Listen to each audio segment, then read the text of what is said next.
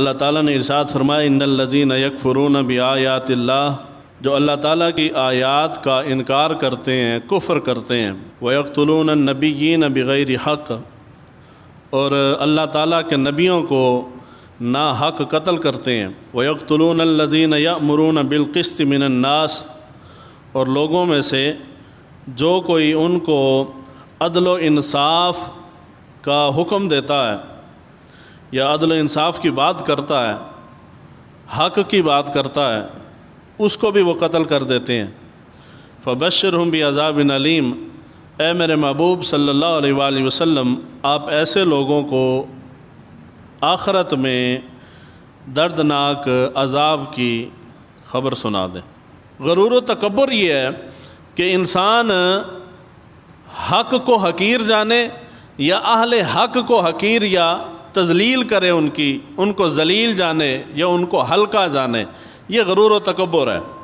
اور بنی اسرائیل کے اندر، یہودیوں کے اندر یہی خصلت پائی جاتی تھی کہ اہل حق جو ہیں، انبیاء کرام رضوان اللہ اجمعین یا انبیاء کرام کے صحابہ جو تھے، ان کے اوپر کامل ایمان لانے والے جو تھے، وہ ان کی تذلیل کرتے تھے اور ان کو جھوٹا کہتے تھے، زود و کوب ظلم کرتے تھے ان کے اوپر، اور ان کو حتیٰ کہ قتل کر دیتے تھے۔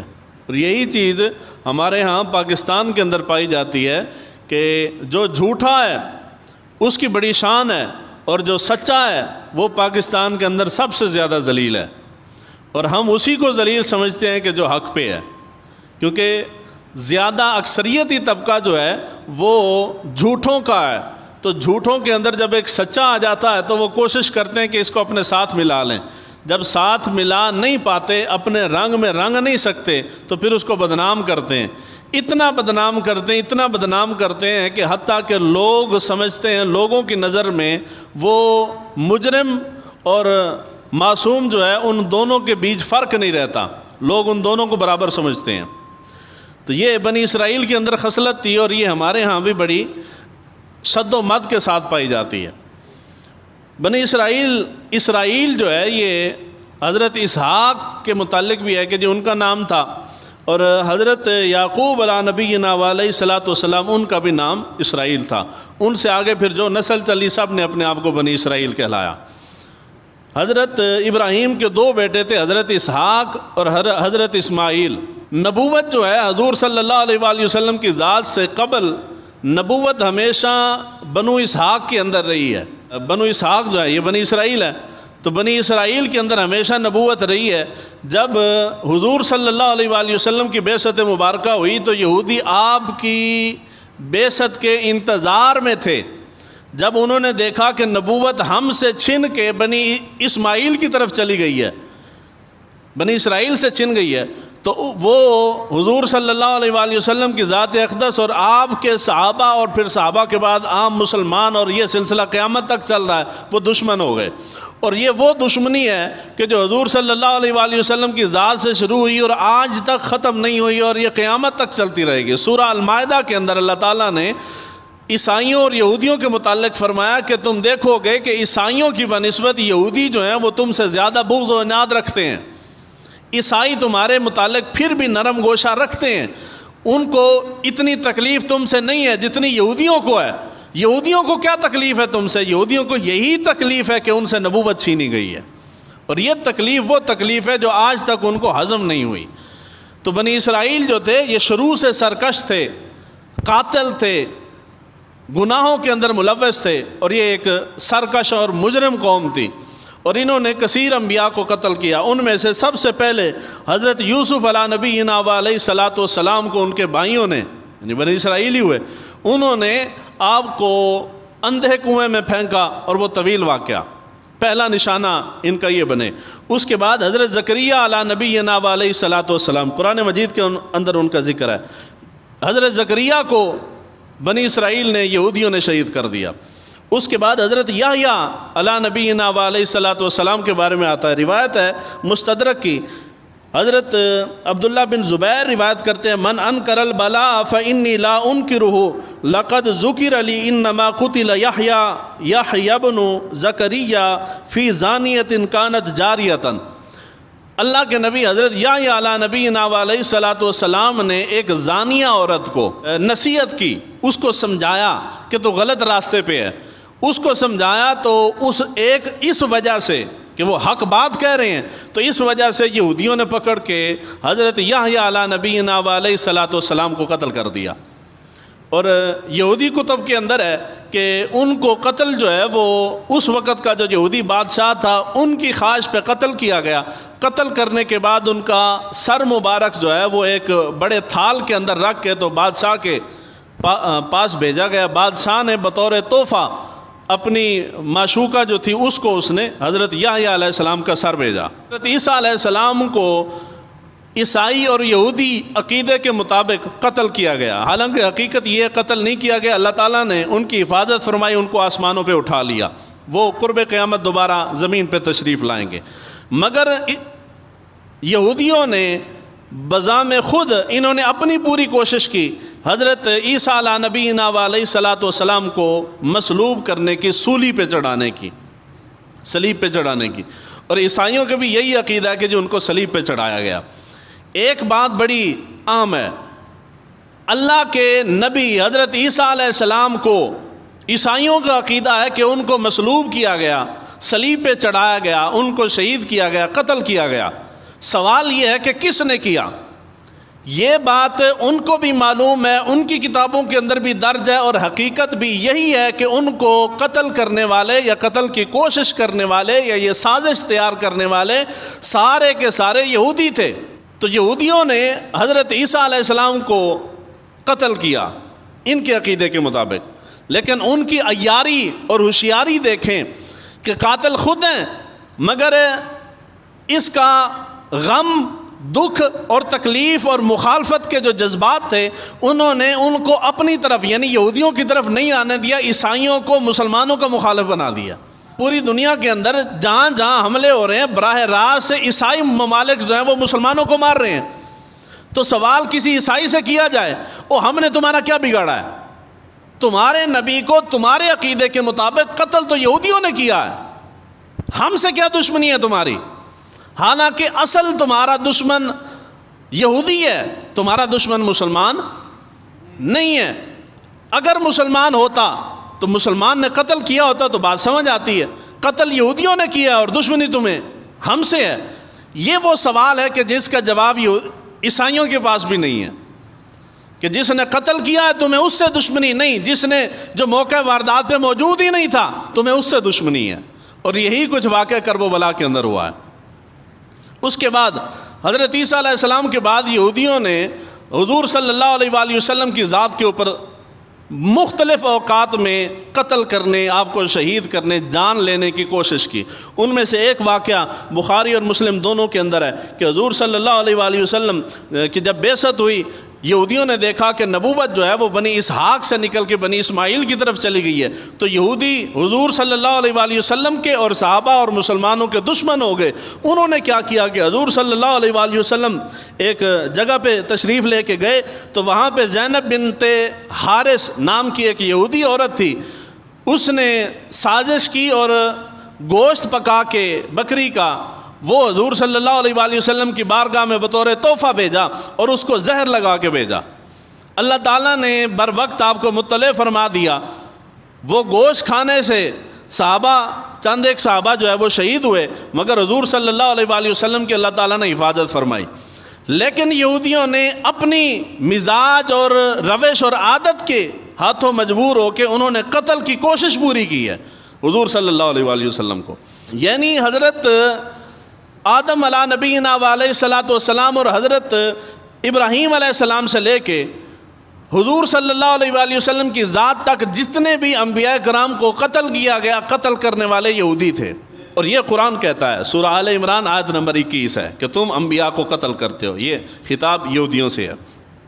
انہوں نے قتل کیا تو سازش رچانا، قتل کر دینا، کوئی نہ کوئی گیم بنا کے اس کو راستے سے ہٹا دینا، یہ یہودیوں کی عادت ہے۔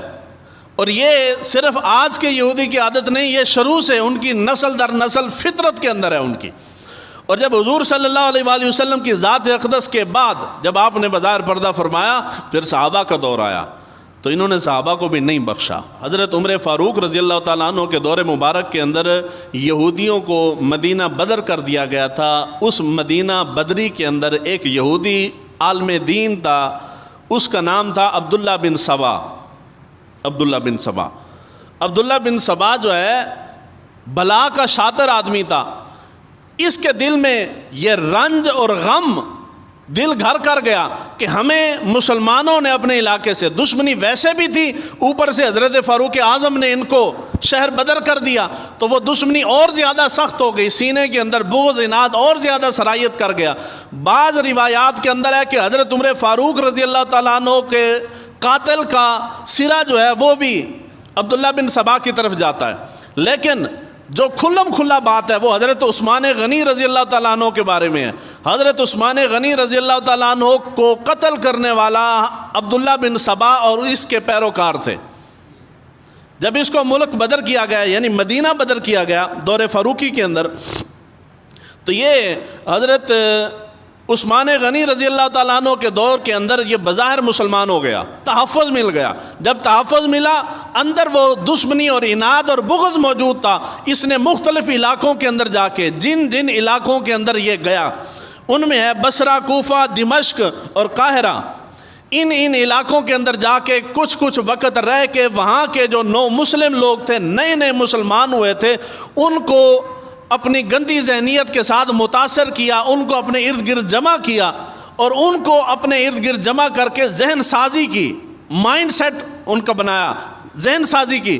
اور ذہن سازی کیا تھی کہ سب سے پہلے یہ بات اہل تشیع کی کتابوں کے اندر بھی ہے اور اہل سنت کی کتابوں کے اندر بھی ہے کہ حضور صلی اللہ علیہ وآلہ وسلم کے بعد خلفائے راشدین کے دور میں حضرت علی شیر خدا کرم اللہ وجہ الکریم کو حضور کا وصی کہنا اور خلافت آپ کا حق ثابت کرنا اور ان تمام خلفائے راشدین سے حضرت علی کو افضل ثابت کرنا، یہ سارے کے سارے نعرے اور یہ عقیدے جو ہیں عبداللہ بن سبا کے تھے۔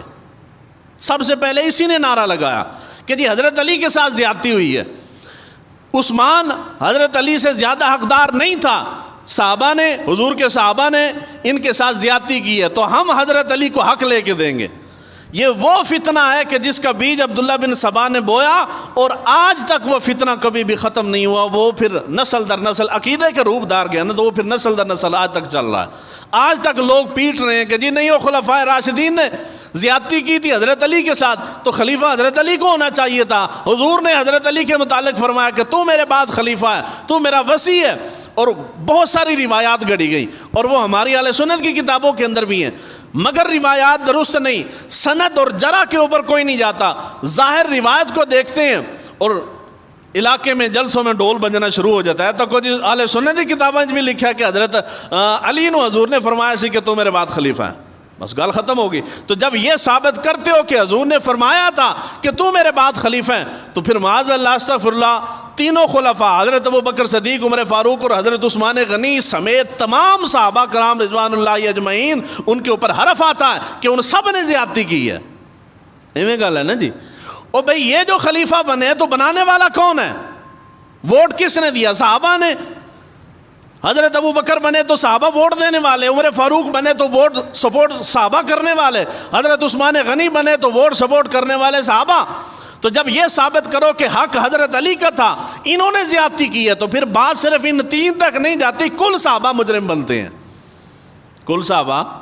اور حضور صلی اللہ علیہ وآلہ وسلم کا فرمان ذیشان ہے سیاستہ کے اندر، حضور نے فرمایا سب سے بہترین زمانہ میرا ہے، پھر میرے بعد وہ زمانہ جو میرے بعد آئے گا، پھر تیسرے نمبر پہ فرمایا پھر اس کے بعد آنے والا زمانہ بہترین ہے، یعنی صحابہ کا زمانہ، تابعین کا زمانہ اور تبع تابعین، یہ تینوں ادوار کے متعلق حضور صلی اللہ علیہ وآلہ وسلم نے فرمایا کہ یہ بہترین زمانے ہیں۔ یہ کیا ہیں جی؟ تو جو بہترین زمانہ ہے، اس بہترین زمانے کے بہترین لوگوں نے اتنی بڑی زیادتی کی ہے تاریخ کے اندر۔ یا تو تم معاذ اللہ استغفر اللہ اپنے نبی کو کہو کہ وہ معاذ اللہ استغفر اللہ جھوٹے تھے، تو یا پھر یہ کہو کہ ہم نے جو عقیدہ گڑھا وہ غلط ہے، دونوں میں سے کوئی ایک رہ سکتا۔ تو عبداللہ بن سبا نے حضرت عثمان غنی رضی اللہ تعالیٰ عنہ کے دور مبارک کے اندر اس نے یہ فتنہ گڑھا، لوگوں کو تیار کیا اور فتنہ جب عروج پہ پہنچا تو یہ اپنے پیروکاروں کو لے کے مدینے میں نازل ہوا، اور اس نے حضرت عثمان غنی رضی اللہ تعالیٰ عنہ کا محاصرہ کیا۔ محاصرہ کرنے والے اسی کے پیروکار تھے، عبداللہ بن سبا کے۔ محاصرہ کیا گیا اور اسی محاصرے کے نتیجے میں حضرت عثمان غنی رضی اللہ تعالیٰ عنہ شہید ہو گئے۔ کیا ہو گئے جی؟ شہید ہو گئے۔ اب انبیاء کو قتل کرنے والی سوچ اور فکر اور وہی طبقہ، حضور کے اوپر بھی انہوں نے حملہ کیا، حضور کے بعد حضور کے خلفاء کو بھی انہوں نے نہیں بخشا، ان کے اوپر بھی حملہ کر رہے ہیں۔ اس کے بعد حضرت عثمان غنی کے بعد حضرت علی شیر خدا کی خلافت قائم ہوئی۔ حضرت علی کی خلافت قائم ہوئی تو صحابہ نے اس کے اندر جلدی کی حضرت علی شیر خدا کو خلیفہ بنانے میں۔ اس کی وجہ یہ تھی کہ وہ جو محاصرہ کرنے والے باغی لوگ تھے وہ وہیں مدینے کے اندر موجود تھے، تو خطرہ تھا کہ خلیفہ اگر منتخب نہ کیا گیا اور اس کے اندر کوئی وقت مل گیا ان کو تو یہ کوئی دنگا فساد اور کھڑا کر دیں گے۔ تو سب سے پہلے فوری طور پہ انہوں نے حضرت علی شیر خدا کو، اس وقت جو صحابہ موجود تھے انہوں نے حضرت علی شیر خدا کو خلیفہ منتخب کیا۔ جب خلیفہ منتخب کیا گیا تو انہوں نے کیا کیا کہ یہ سب سے زیادہ پیش تھے حضرت علی شیر خدا کے ہاتھ پہ بیعت کرنے والے۔ وہ لوگ جنہوں نے حضرت عثمان غنی کو شہید کیا، حضرت علی جب خلیفہ بنے تو ان کے ہاتھ پہ بیعت کرنے والا بھی وہی طبقہ تھا۔ اب یہ نہیں کہ صرف وہی تھا، نہیں، صحابہ بھی تھے، دوسرے مسلمان بھی تھے، مگر یہ طبقہ جو ہے یہ سب سے زیادہ آگے پیش تھا۔ کیوں پیش تھا؟ اس لیے کہ جب وقت آئے گا تو ظاہری بات ہے حضرت علی قصاص لیں گے حضرت عثمان کا، تو پھنسے گا کون؟ ہم پھنس جائیں گے۔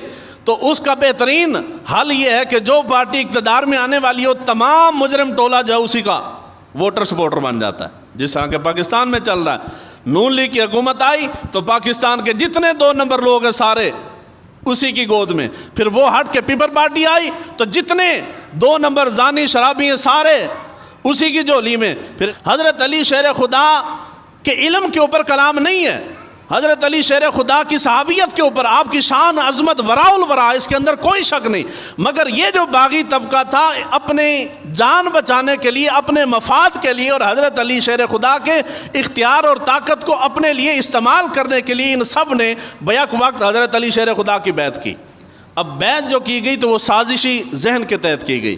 اس سازش کو سمجھا ام المومنین سیدہ عائشہ صدیقہ رضی اللہ تعالیٰ عنہ، آپ نے اور دوسرے صحابہ، جمل والے جو صحابہ تھے، انہوں نے دیکھا کہ یہ وہی نتیجہ نکلے گا جو حضرت عثمان غنی کے ساتھ نکلا تھا۔ حضرت علی شیر خدا جو ہیں وہ ان سبائیوں کے نرغے میں آ گئے ہیں، اور یہ سبائی جو ہیں حضرت علی کے ساتھ وہی سلوک کریں گے جو انہوں نے حضرت عثمان غنی کے ساتھ کیا ہے۔ تو انہوں نے اس کا حل یہ نکالا کہ حضرت عثمان کے قصاص کا مطالبہ کیا جائے۔ انہوں نے قصاص کا مطالبہ کر دیا۔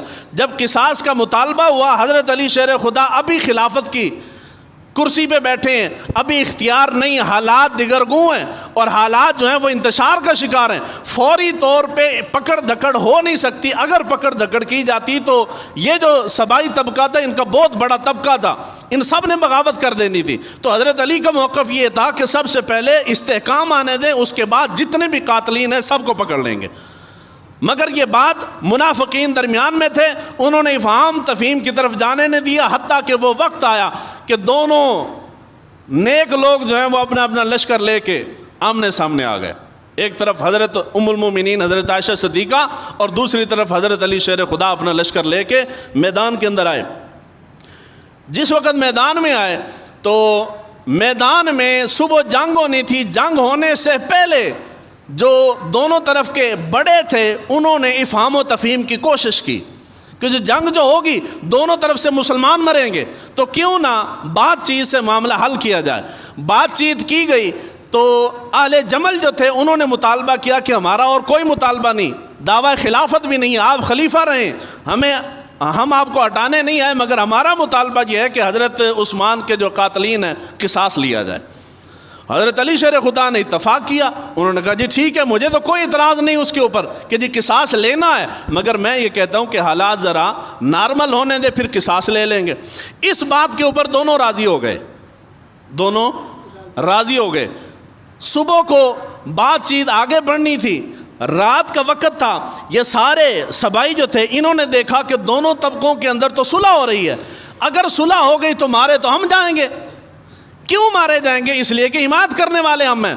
تو ان کا مفاد اس میں تھا کہ یہ دونوں، ان دونوں کی کبھی صلح آپس میں نہ ہو. اگر صلح ہو گئی تو ہم سب کو پھانسی پہ لٹکایا جائے گا، کیونکہ قاتلین جو ہم ہیں. تو انہوں نے کیا کیا؟ روایت کے الفاظ ہیں وَجَعَلُوا يَتَشَاوَرُونَ لَيْلَتَهُمْ كُلُّهَا، ساری رات بیٹھ کے سبائیوں نے آپس میں مشاورت کی، صلاح مشورے کرتے رہے کہ جی کیا کریں، حل نکالیں.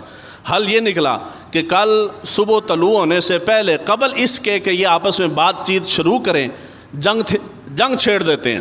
جب جنگ چھڑے گی تو پھر کوئی نہیں دیکھے گا کہ کس نے چھیڑی اور کس نے نہیں چھیڑی، جنگ چھڑ جائے گی اور ہماری بات بن جائے گی، مطلب پورا ہو جائے گا. انہوں نے کیا کیا کہ صبح کا اندھیرا تھا، سبائیوں نے جا کے اہل جمل کے اوپر حملہ کر دیا. اہل جمل یعنی ام المومنین حضرت عائشہ صدیقہ، انہوں نے سمجھا کہ حضرت علی شیر خدا نے ہمیں دھوکہ دیا ہے، کیونکہ یہ انہی کے لشکر سے نکل کے آئے تھے.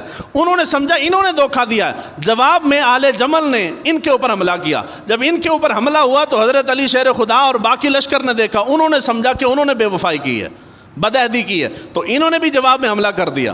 اب درمیان میں وہ سبائی منافق تھے، یہودی ذہنیت رکھنے والے، اور انہوں نے بیچ میں سازش کی، اور نتیجہ بہت سے جلیل القدر صحابہ چن چن کے مار دیے گئے. دونوں طرف بے تحاشا نقصان ہوا، مسلمان دونوں طرف مرے. پھر صفین کا واقعہ پیش آیا. یہی طبقہ یہودیوں کا جو تھا، انہوں نے دونوں کے درمیان غلط فہمیاں پیدا کر کے حضرت امیر معاویہ رضی اللہ تعالیٰ عنہ اور حضرت علی شیر خدا کے درمیان غلط فہمیاں پیدا کی، اور جس طرح ام المؤمنین اور حضرت علی کو میدان کے اندر مد مقابل لا کھڑا کیا تھا، یہی کام انہوں نے حضرت امیر معاویہ اور حضرت علی کے ساتھ کیا. ان دونوں کو صفین کے مقام کے اوپر مد مقابل لا کھڑا کیا. پھر وہاں مسلمانوں کی جنگ ہوئی.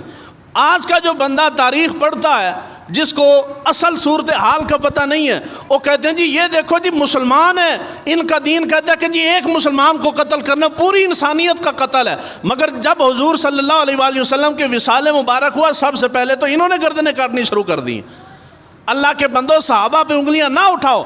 یہ سازش رچانے والے صحابہ نہیں تھے، قتل کرنے والے اور قتل کے اوپر راضی ہونے والے صحابہ نہیں تھے، بلکہ یہ بیچ میں منافقین کا طبقہ تھا جنہوں نے دونوں طرف غلط فہمیاں پیدا کی اور دونوں کو میدانوں کے اندر خون خرابہ کروایا.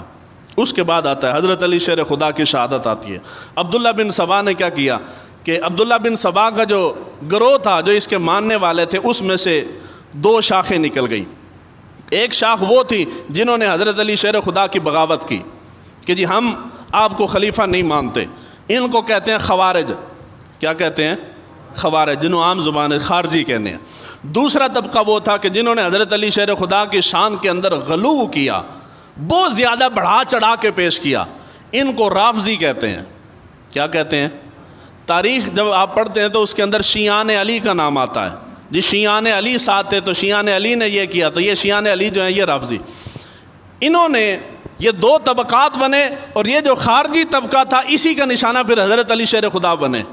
انہوں نے ہی حملہ کر کے حضرت علی شیر خدا کو شہید کر دیا. اس کے بعد باری آتی ہے حضرت امام حسن کی.